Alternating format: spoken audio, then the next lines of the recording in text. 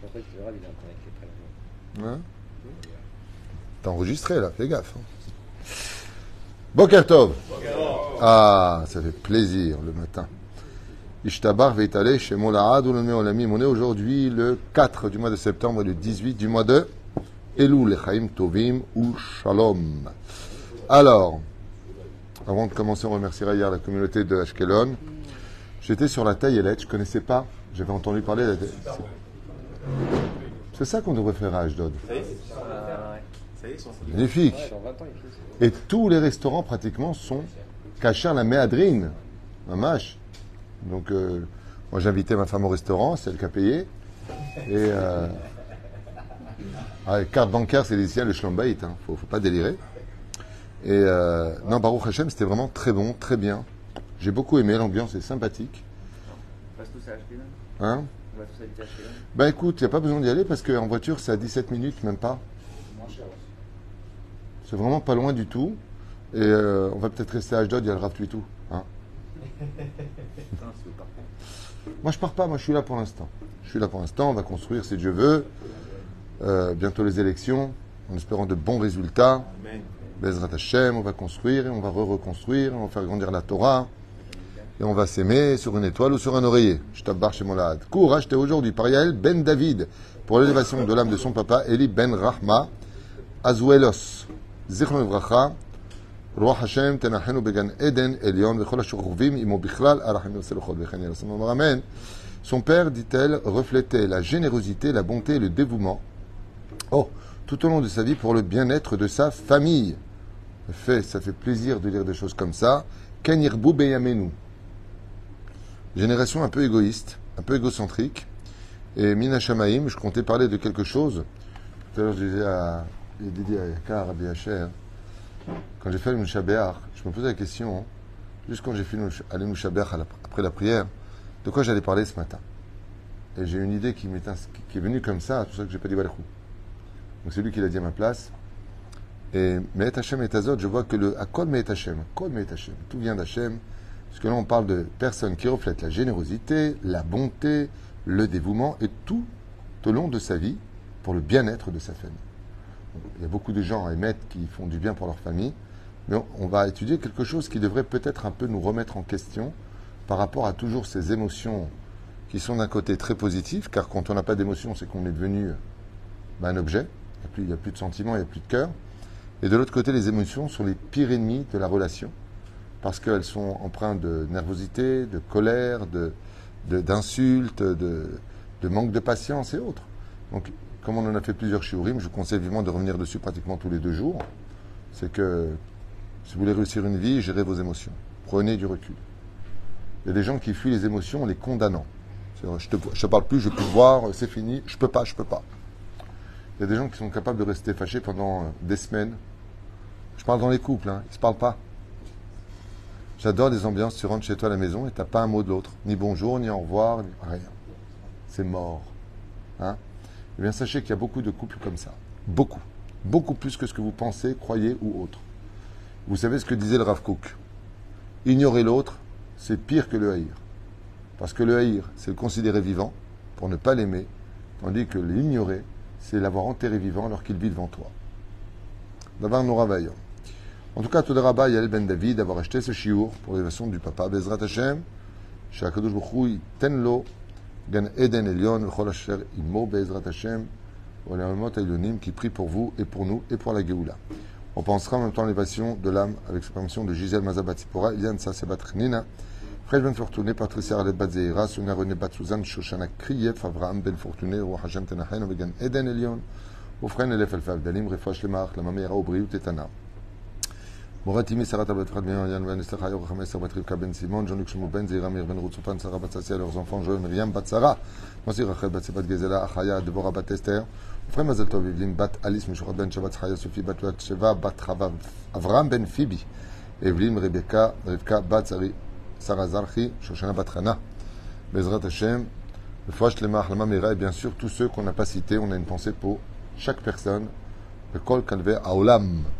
On commence avec le chiour. Alors, est-ce que vous connaissez l'expression être mis entre le marteau et l'enclume? Vous connaissez cette expression? C'est de ça dont on va parler aujourd'hui. Vous avez le droit d'intervenir. Placez l'autre entre le marteau et l'enclume. Vous savez ce que ça veut dire? Ça veut dire que dans tous les cas de figure, il va se prendre des coups. Voilà ce que ça veut dire. Il n'y a pas où s'échapper. Et l'une des choses pour lesquelles il ne faut jamais, je dis bien au grand jamais, agir de cette façon-là, et de tenir toujours compte de l'existence de l'autre, de ne pas lui faire du mal, font partie des principes fondamentaux de toute la Torah. Ça veut dire que dans le ciel, il y a ce qu'on appelle des akpadot, mazem akpidim bashamaim. Dans le ciel, il y a des choses, des fois, où Akadosh Baruch Hu, Behemet, il va se fâcher. Et cette situation est tellement dangereuse qu'elle peut provoquer la mort. Par exemple, Sarah a dit à Abraham, Ishpot Eloki beni uvencha, que Akadosh Baruch Hu juge entre toi et moi. Elle s'est placée entre le marteau et l'enclume. Le marteau lui est tombé dessus. Elle est morte avant Abraham. Ça veut dire que si tu fais appel à certaines choses, que tu mets l'autre dans une situation où il n'a pas d'autre choix que de prendre un coup, sache une chose, tu te mets dans une difficulté compliquée. Comme par exemple, souvent, malheureusement, je dis vraiment malheureusement, je déteste ça et je n'arrive même pas à comprendre comment on peut faire ce genre de choses, ou des fois dans les synagogues, arrivent des rabbinim qui viennent ramasser de l'argent. Bon, jusque-là, ça va, il n'y a pas de problème, ça mérite qu'ils nous donnent. Espérons que ça va juste à la bonne adresse, Be'ezrat Hashem. Et puis d'un coup, tu regardes, 500 shekels, 500 shekels, 500, et il te laisse le doigt sur toi. C'est ce qu'on appelle mettre entre le marteau et l'enclume. Parce que là, tout le monde te regarde, tu es obligé de donner quelque chose. Et si la personne ne peut pas donner? Alors, moi j'ai vu plusieurs fois des gens très très très gênés dans ce genre de situation qui disent, bon alors 100, 500, donne-les, ne t'inquiète pas, donne-les. On va la sourde de faire une chose pareille. D'abord, il faut que ça vienne du cœur. Venatenu, c'est une misa de la Torah. On ne va pas mettre la personne en public ou autre dans une situation d'être mal à l'aise. Il y a eu plein d'histoires dans la chassidoute comme ça, où dans une bête Knesset, des gens qui n'étaient pas très riches, une personne qui est venue, qui a pris la parole, qui a expliqué la situation de la yeshiva, qui allait fermer et tout ça. Il y avait une personne très très riche sur place, et donc tout le monde était gêné, il a pris juste quelques pièces, il lui a donné dans les mains du Rav. Alors tout le monde a dit, bon, on donne quelques pièces. Quand le Rav est parti de l'autre côté, le riche lui a couru derrière, il lui a donné une grosse somme d'argent. Il lui a dit, pourquoi vous avez fait ça maintenant? Enfin, il me l'a donné là-bas. Vous avez couru, vous m'avez rattrapé, le carrosse, c'est pas évident. Il lui a dit, j'ai pas voulu les gêner. Si moi je vous donne un gros paquet d'argent maintenant, devant les autres, c'est-à-dire ce qu'ils vont donner, ça n'avait pas de valeur pour eux. Bon, ben ça va. C'est un peu comme dans les synagogues, tu entends des fois des mots qu'on n'entend plus aujourd'hui grâce à Dieu. Chai, pas maïm chai. 18, 2 fois 18. Aujourd'hui, Baruch Hashem, 50, 100, 200, 1000. Baruch Hashem, Kanirbu. Bon, pas partout, il y a encore des endroits où ça le fait. Et là, c'était 10. Ça a l'air, inachinam. Mais ce que je veux dire par là, faites très attention de ne jamais mettre une personne dans une situation où de toute façon, il va se retrouver en porte-à-faux et n'aura pas le choix que de blesser quelqu'un. Ne soyez pas cet élément-là, ne soyez pas ce facteur-là. L'élément le plus connu de nos jours, c'est la situation des beaux-parents et des parents, des enfants, des familles recomposées. C'est-à-dire? Alors, pourquoi c'est vraiment un drame? Parce que, imaginez par exemple que une maman a perdu son mari, elle a déjà 76 ans ou 80 ans. Maintenant, elle est toute seule. Cette femme est toute seule. Maintenant qu'elle est toute seule, ben elle souffre. Et le pire, c'est qu'elle est indigne de almana. Elle est indigne de veuve. Vous savez combien la Torah nous met en garde? Faites très attention quand vous parlez avec une veuve ou un orphelin. Akadosh Baruch Hu nous met en garde. Pourquoi? Il dit, moi-même, je m'occupe de lui. C'est même pas les anges. Akadosh Baruch Hu dit, tu fais du mal à une veuve ou un orphelin, comme leur cœur est brisé, leur moindre parole aura des conséquences.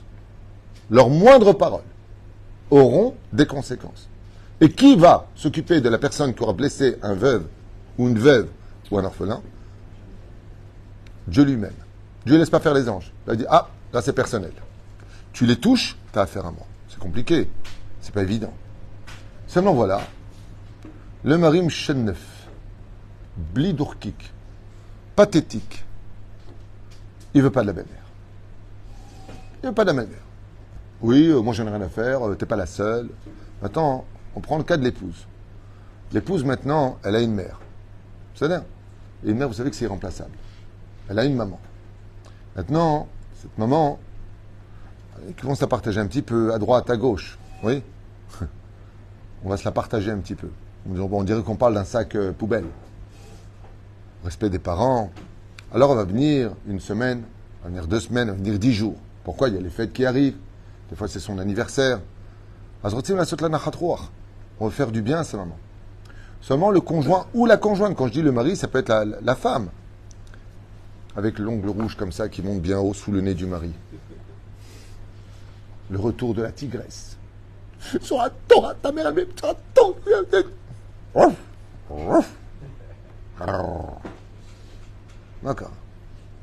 Makara. On va expliquer tous les cas, vous inquiétez pas. Mais qu'est-ce qu'il fait le mari dans ce cas-là? Qu'est-ce qu'il fait? Est-ce qu'on sauve le shlom bait sur le dos du respect des parents?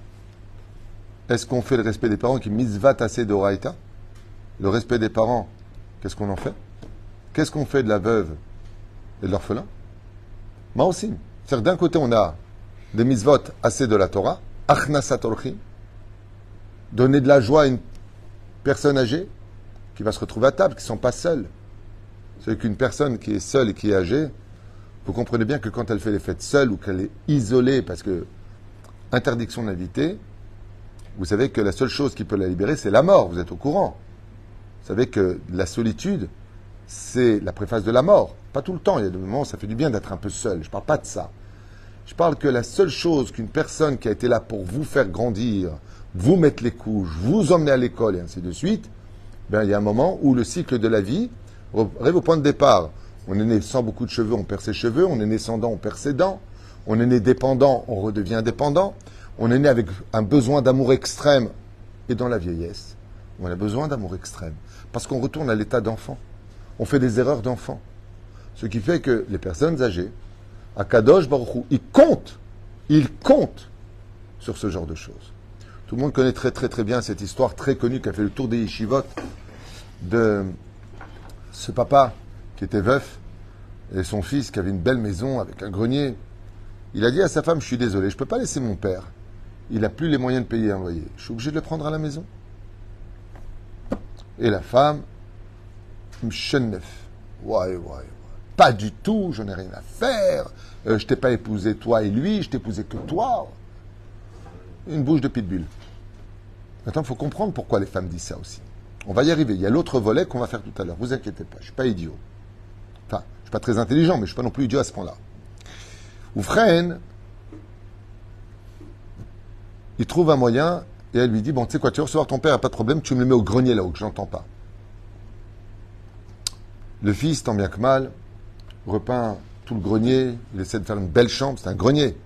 Il essaie d'aménager au mieux pour le respect des parents, pour pas que son père se sente un objet ou de trop à la maison. Le problème, c'est vrai que, faut comprendre aussi la femme, c'est pas une visite d'une semaine, c'est pas 10 jours, c'est qu'il le prend jusqu'à la mort.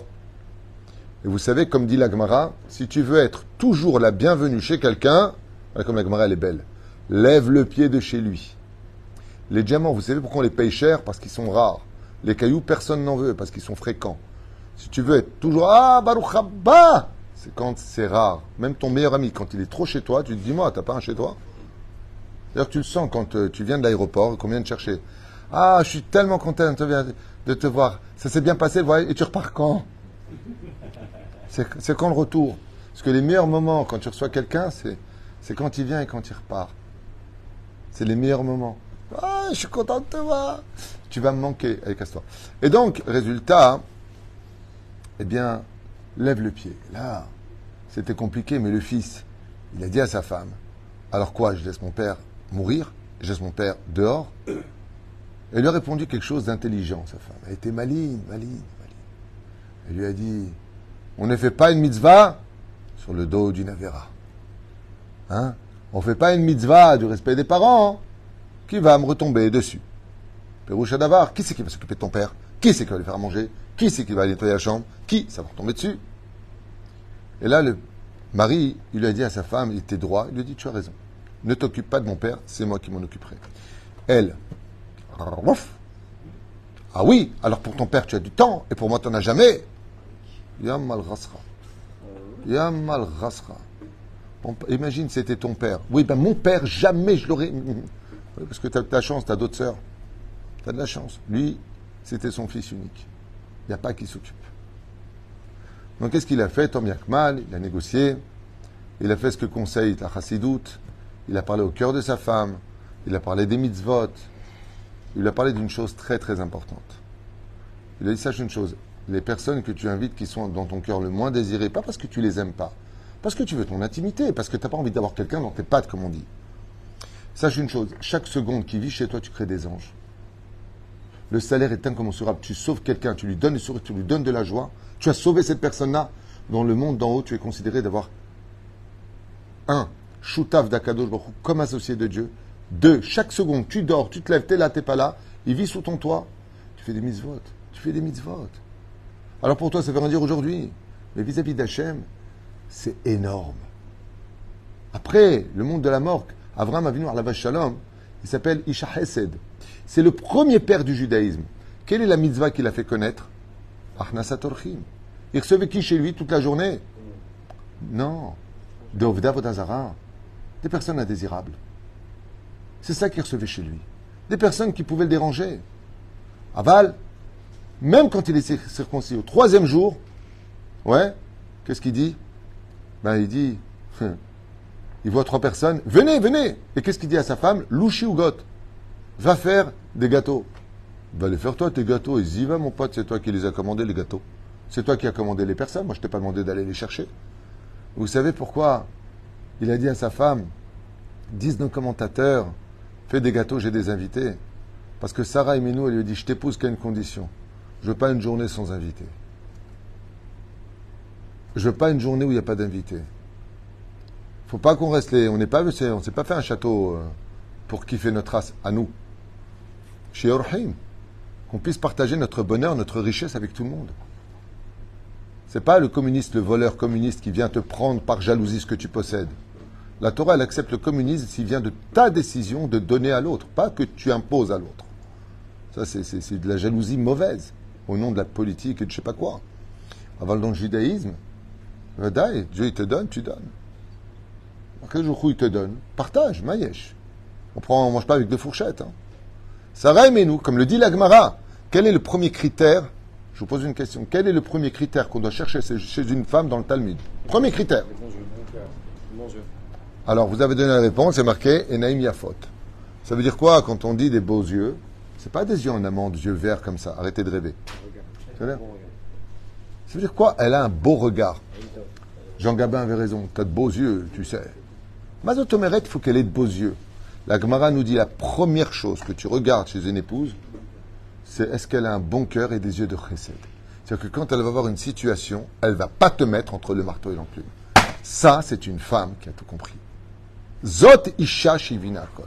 Ça, c'est la femme, la première chose. Shesha enaim yafot. Qu'elle a de beaux yeux. Les beaux yeux, ça veut dire quoi? C'est-à-dire que quand elle voit une situation, elle voit son mari, elle lui dit, tu peux pas le laisser. On partage tout ce qu'on a. Laisse-le venir. Je prends sur moi. Je reste transparente. Alors bien sûr, j'entends déjà les cris, attendez, moi j'ai 5 gosses, je suis crevé, je travaille, j'en peux plus de ma vie. Oui, alors vous voulez que je crève pour que j'accueille? J'ai pas dit non, j'ai pas dit accueil, je m'intéresse même pas à toi, calme-toi, en caché. Non, tu sais pas faire le kleps. Ou freine, essaie de m'imiter. Ou freine, je comprends. Quand je dis ça, c'est pas droit que je m'adresse, prends un cachet, c'est pas méchant ce que je dis. Bien sûr qu'on fait pas. Charité bien ordonnée commence par soi-même. Bien sûr que si ton mari, il t'invite toute la journée, la terre entière, et que toi, il te fait pas ce qu'il te faut, bah dai que la tzodeket. Avraham Avinu alav shalom, il donnait aussi la force à sa femme de pouvoir faire et de recevoir toute la journée du monde. Et pour vous dire Avraham Avinu alav shalom, retenez bien cela. Avraham Avinu alav shalom, il était tellement heureux de cette mitzvah-là qu'il ne laissait même pas les autres, ouais, aller faire les mitzvot pour lui.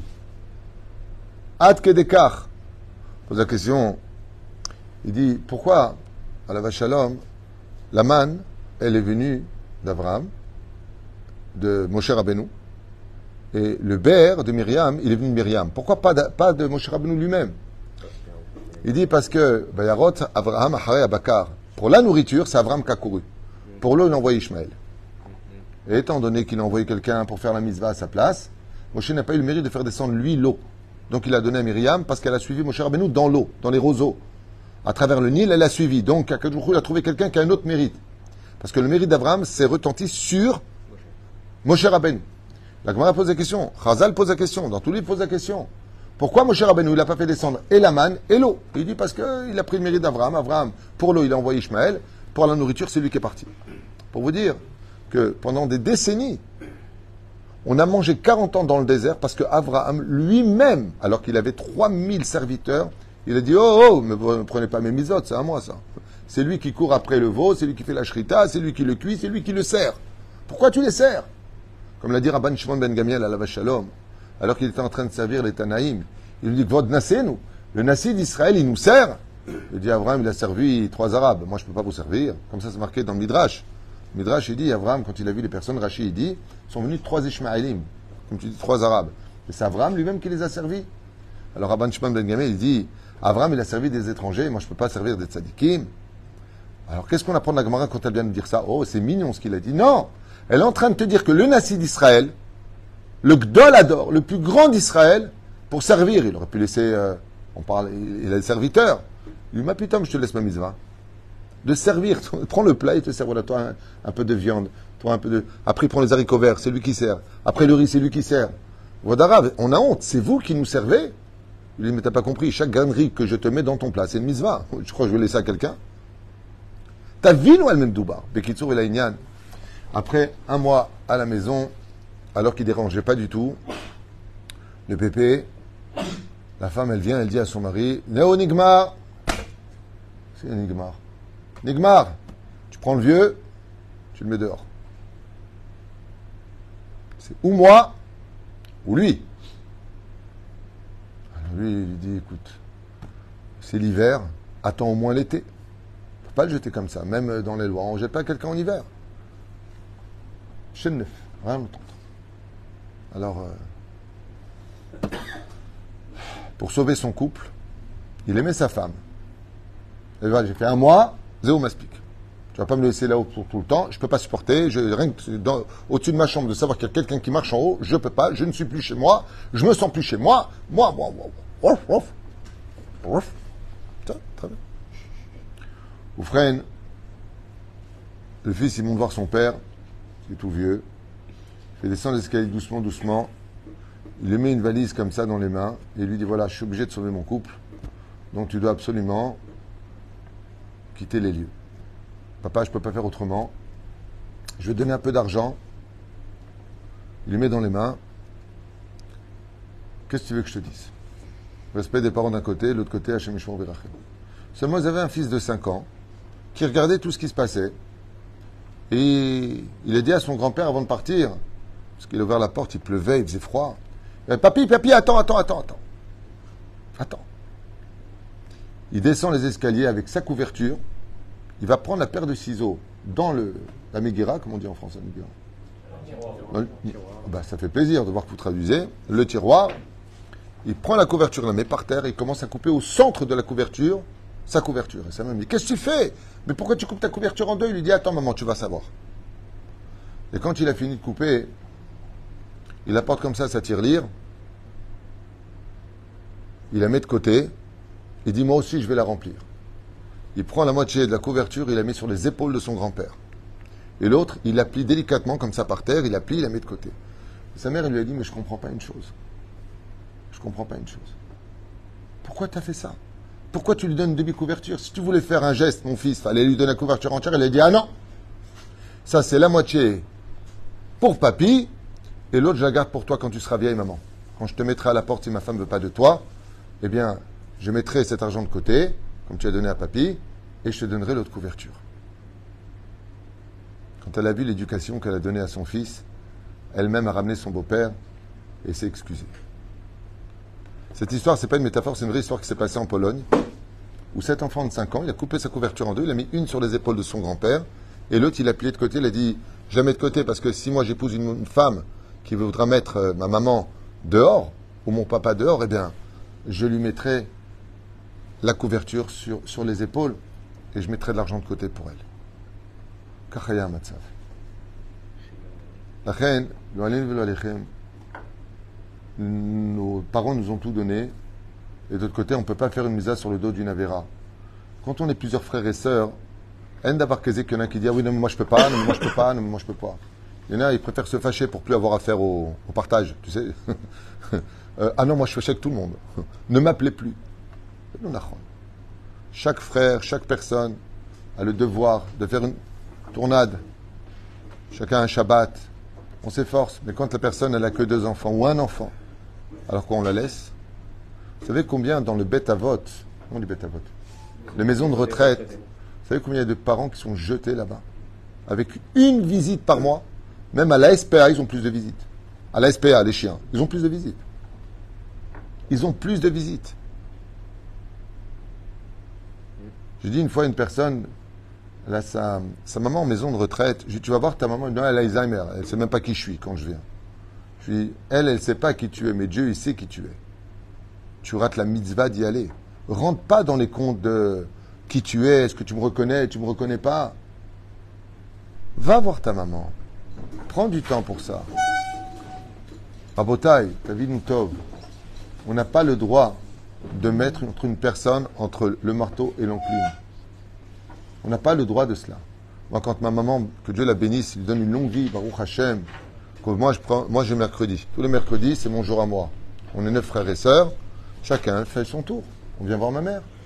Mais pendant une période, ma mère, elle avait plus d'oserettes. J'ai dit à ma femme, qu'est-ce qu'on fait? Elle m'a dit, on la prend tout de suite à la maison. Elle est restée 3 mois à la maison. 3 mois. Bon, on n'a pas supporté Ashdod. Elle m'a dit, il n'y a pas le kikar et les blondes. Et comment ça va? Ah, elle me rassera. Elle m'a dit, si, tu peux te suicider tranquille. Je vais sauter. Personne. Péroucha d'abord, ma mère, elle aime le côté, ça bouge, les boutiques, le monde. Natania, ça bouge. Ici, tu es tranquille. Donc, résultat, okay, ça lui a apporté l'ahsab. Après 3 mois, elle m'a dit, menejimch. Donc, on l'a ramené à Natania. Mais ce que je veux vous faire comprendre, c'est qu'effectivement, elle s'est occupée d'elle et elle lui a donné. Et chaque fois s'il n'y a pas d'oserette, on va. Des fois, on dort là-bas aussi avec moi. Et ma soeur Viviane, que Dieu la bénisse, s'occupe constamment. Mon frère Pascal, on est proche d'elle. Pourquoi? Jusqu'à 120 ans. Après, qu'est-ce qui nous reste que des souvenirs? Alors, pas toute la journée, bien sûr, pas tout le temps. Aval, on n'a pas le droit de laisser tomber nos parents. De l'autre côté, je vous dis franchement, si on donnait au conjoint, qu'il soit masculin, féminin, je parle de l'homme ou de la femme, le temps qu'il fallait, on serait complice avec elle, on serait complice avec notre mari, excusez-moi pour l'employer, on fait l'amour, on s'aime sur une étoile ou sur un oreiller, quand il y a des vacances, on est ensemble, une fois par mois au moins, minimum une fois par semaine, on se fait une petite glace, il y a quelque chose, en général il n'y a pas de problème. Mais quand on s'occupe jamais de son conjoint, quand on n'est jamais là pour lui, quand le mari par exemple il dit à sa femme, ça fait longtemps qu'on ne s'est pas vu, ah je suis crevé, tu me saoules, et après tu lui amènes ta mère, alors il est évident que quand tu n'es pas là pour lui, il a les boules que tu es là pour l'autre. Donc il y a une espèce de compétition qui s'installe. Et il y a une compétition donc qui s'installe. Si chacun de nous faisions ce que nous avions à faire, eh bien on n'aurait pas du tout ce genre de problème. La reine, si on donne aux uns et aux autres ce que nous avons à faire et à donner, eh bien je pense que dans le cœur de chacun de nous, les choses iraient mieux. Je voudrais juste, par contre, finir avec quelque chose avant de te donner la parole, qui n'est pas moins important. Qu'est-ce qu'on fait des parents toxiques? Il y a des parents qui vont te dire, moi, j'ai aucun problème de recevoir ma belle-mère, mais qu'elle arrête de se mêler de mon éducation, de ce que je dis, de ce que ma femme doit faire, Moi, je comprends pas. Ma belle-mère est à la maison, ma femme, j'existe plus. Elle est tout le temps avec elle, elle l'emmène. Oh, t'as un mari, je suis pas mort. Tu vois, je suis là. Elle est veuve, moi, je suis encore vivant. Babouche. C'est pour cela que, encore une fois, tout comme tu ne veux pas être entre le marteau et l'enclume, je vous affirme, je parle pour les gens normaux, okay? Si tu fais ce qu'il faut à la maison pour l'un ou pour l'autre, alors tu verras que même l'autre n'est plus un problème. Pour les parents toxiques qui se mêlent, je vous le dis à voix haute, dans ce cas-là, il faut mettre des règles. Il faut mettre des règles. Parce que si le parent que tu invites, il vient pour te mettre la zizanie dans ton couple, là par contre, ça se discute. Je ne veux pas te retrouver à de la rue. Ça se discute de la rue, c'est un jeu de mots, c'est pas grave. Alors, rahmou. Non, faut me suivre hein, dans voilà, de la rue. Hein, ouais. Alors, résultat, dans ce cas-là, si tu as un parent, tu fais une réunion. Regarde, maman, on va te prendre à la maison. Ta culture, ta façon d'être, c'est des fois, ça peut déranger l'autre. Je t'en prie, pour qu'il y ait une bonne ambiance, aide-moi à garder mon shalom bayit. Si la personne, elle comprend, elle comprend. Mais si la personne, elle est vraiment toxique, et que la seule chose qu'elle a à faire, c'est de te pourrir la vie, dans ce cas-là, tu vas voir un chacham, et enfin, j'ai déjà posé la question, je vous dis franchement, là, tu es quitte de l'amener à la maison. Pourquoi? Shalom bayit avant tout. Pourquoi? Parce que la personne que tu ne reçois pas est elle-même responsable du pourquoi elle n'est pas reçue. Et que quoi que tu fasses de toute façon, tu l'accueilles. C'est quoi quelqu'un de toxique? Tu as vu comment tu m'as accueilli? Tu devrais avoir honte pour ta mère, ton père. Les gens toxiques, c'est des malades. C'est des fous furieux. La seule chose qu'il leur reste à faire dans la vie, c'est de pourrir la vie des autres. Donc, résultat, tu le reçois chez toi, de toute façon, tu ne sais pas recevoir. Tu ne l'invites pas, de toute façon, tu n'as jamais été là pour moi. Quoi que tu fasses, de toute façon, tu es condamné. Le problème des gens toxiques, c'est que, je vais expliquer clairement pourquoi il y a un problème avec eux. Parce que le but de les recevoir, c'est la mitzvah du kibbud avaim, le respect des parents. Quelqu'un de toxique ne te laisse pas vivre cette mitzvah-là. Ça veut dire qu'il va te mettre toujours en porte-à-faux à un tel point que tu vas t'énerver, manquer de respect, et donc tu vas rater automatiquement, malheureusement, le coche d'avoir respecté ton père et ta mère. C'est pour cela que dans ce cas-là, si on est face à une personne qui est toxique, ou une personne qui, dans sa culture, il y a des gens qui, par exemple, en Tunisie, moi j'ai souvent vu ça, c'est bon, on arrive, on a nos pompes, on les laisse sur place, alors ça va. Bon, dis-moi, viens à côté de moi, le petit. Il mange un gâteau. Non, je viens de faire le salon. Je voudrais pas qu'il mange. Oh, ça va, qu'est-ce qu'il y a? Tu prends l'aspirateur, tu nettoies. Qu'est-ce qu'il y a? D'accord, mais moi, tu me gonfles avec ton aspirateur, tu nettoies. C'est mon fils, c'est mon fauteuil, je te reçois. Tu vas pas me dire ce que je fais. Donc il y a des fois, c'est pas des gens toxiques. C'est des gens qui sont extravagants. Et qu'ils ont oublié qu'ils sont pas chez eux. Ils ont juste oublié qu'ils sont pas chez eux. Tu n'as pas à imposer à l'autre comme toi, tu vis chez toi. Si la maman, elle te dit, excusez-moi, mais moi, je ne veux pas que le petit, je les habitue à pas manger des gâteaux sur le salon, tu respectes. Il faut vraiment être un débile mental pour insister. Mais malheureusement, quand tu as un certain âge et que tu as été habitué comme ça, et que déjà, tu n'aimes pas trop la belle-fille, viens manger le gâteau, viens, comme ça, tu les... Viens. Ah là, les gâteaux, voilà, fais ça. Voilà. Si c'est comme ça, ne t'étonne pas de te retrouver à la porte. Pourquoi? Parce que si tu veux être accueilli, sois un soleil à la maison. Ne dérange pas. Fais-toi transparent. Et pour finir, dans tous les cas de figure, si vous prenez, Bezrat Hashem, vous voulez une bonne parnassa, vous voulez des enfants, vous voulez vous marier, prenez sur vous ce qu'on appelle l'ifnim shuratadin. C'est-à-dire que même si cette personne-là n'est pas recevable, parce qu'elle est chutzpanite, elle est culottée, effrontée, n'a peur de rien, elle fait des... et que tu es capable de rester transparent et de recevoir ce genre de personne chez toi, alors sache que quand elle part de chez toi, tu as un argument béton armé pour demander ce que tu veux à Akadosh Baruch Hu. Il y a un film qui s'appelle L'Ushpizin qui était sorti à l'époque, et ce film, c'est pas un scénario qui a été fait, c'est basé sur des faits réels, sur la chassidoute. Quand tu as des gens qui sont indésirables, qui viennent chez toi, tu as un argument béton armé. Et je vous donne un exemple, pour finir avec Rabbi Yitzhak de Berditchev, c'est bientôt Saïloula, Zecher Tzadi Vekadosh Ivracha. Rabbi Yitzhak de Berditchev, à Soukot, il avait l'habitude d'inviter les gens les plus indésirables. Les culottés misparechad baolam. Excusez-moi pour le mot employé, c'est pas joli, mais c'est pour vraiment faire comprendre. Et les rabbinim, ils ont posé la question à Rabbi Yitzhak de Berditchev. Écoutez bien ce qu'il a répondu, c'est magnifique. Restez branchés, écoutez bien juste ça. On lui dit, Vodarav, comment est-ce qu'un tzaddik comme vous, Rabbi Yitzhak de Berditchev, vous pouvez recevoir des personnes aussi tarté adama, aussi basses que... Vous savez ce qu'il a répondu? Non, mais non, mais non, oh, mais non, tais-toi, écoute, faut que t'écoutes là, tu te rends compte. Ah tiens. Il a répondu Rabbi Yitzhak de Berditchev au Rabbanim. À 120 ans, quand je partirai de ce monde, je pourrai rentrer qui je veux au Gan Eden. Ah, tu te rappelles? Je pourrais rentrer qui je veux au Gan Eden. Alors les Rabbanim disent, comment tu peux faire rentrer qui tu veux au Gan Eden? S'il n'est pas méritant, rentre pas. Il dit, non. Moi, je pourrais dire à Kadosh Baruch Hu, chez moi, j'ai rentré des personnes indésirables qui ne méritent pas, comme vous me le dites, de rentrer chez moi. Et toi, tu ne peux pas recevoir dans ton Olam Haba ces personnes qui ne méritent pas. Donc moi, je suis plus que toi. Bisrouti, beaucoup de gens qui ne méritaient pas le Olam Haba pourront rentrer. Ils lui ont tous dit, Naase kemotecha. Maintenant, on va faire comme toi. Ce qui fait que si on ne prend pas à cœur et on reste transparent, et les Fumtsara, on sait que c'est pas facile, Heureux, Baruch Hashem, tous les maris qui acceptent leur belle-mère à la maison. Attention, toxique, faut mettre des règles. J'insiste, toxique, faut mettre des règles. Si tu reçois et que ça te détériore ta relation, il y a un problème. Il faut mettre des règles. Il faut les mettre. C'est impératif. C'est comme l'accident parce que tu as grillé le feu rouge. C'est pas possible. On ne peut pas prendre la voiture, sachant qu'on va faire un accident et y perdre un couple. C'est barour que non.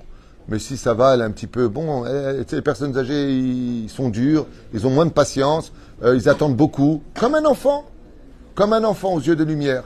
Mais la reine Bezrat Hashem, qu'on prenne sur nous cette mitzvah-là, mais surtout d'avoir pitié. Si vraiment on dit qu'on aime l'autre, ne mets jamais ton conjoint, que ce soit ta femme ou ton mari, entre le marteau et l'enclume, parce qu'il est obligé de recevoir son petit frère qui n'a pas où aller. Il est obligé de recevoir, bien sûr, s'il y a avec des joints à la maison et qu'il n'est pas Shomer Shabbat, prend le téléphone à table devant les enfants, ça se discute. Demandez à Delaris ou il ne va pas se retrouver là-bas une fois de plus.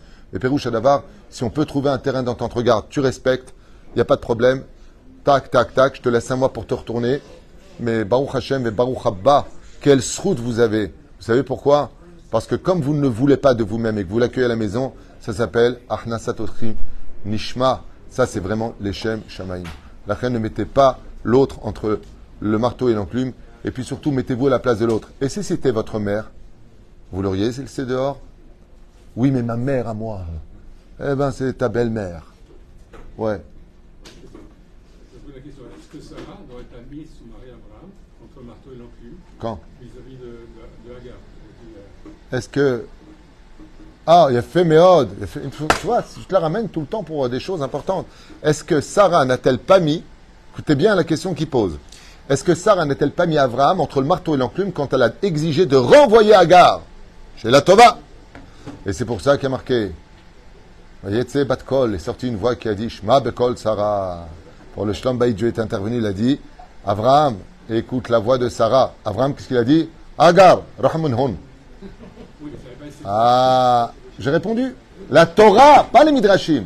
La Torah, l'Artavien te dit que Abraham, il lui a dit à sa femme, comment tu peux me mettre entre le marteau et l'enclume? C'est toi qui as dit à Hagar de venir et d'enfanter un enfant pour moi.